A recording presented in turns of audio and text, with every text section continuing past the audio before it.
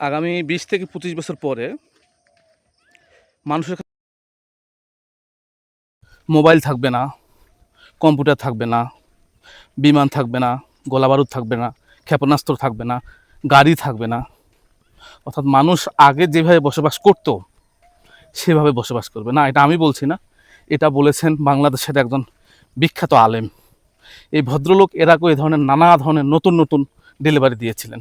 তিনি স্বপ্নে করোনার ভাইরাস কীভাবে প্রতিরোধ করা যাবে সেই টিকার আবিষ্কার করেছিলেন।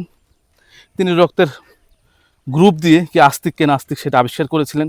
তিনি আবিষ্কার করেছিলেন যে ওই যে ব্রয়লার মুরগি খেলে মানুষ সমকামী হয়ে যাবে। এই ধরনের নানা উদ্ভব কথাবার্তা, চিন্তা চেতনা তার মাধ্যমে প্রকাশ হয়। কয়েকদিন পর পর নতুন ডেলিভারি দিয়ে থাকেন।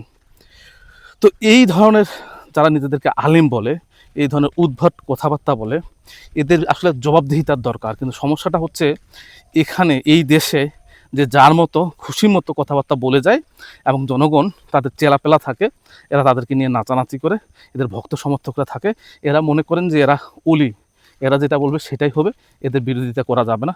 এটাই হচ্ছে এই সময় বাংলাদেশের একটা বিশাল বড় সমস্যা।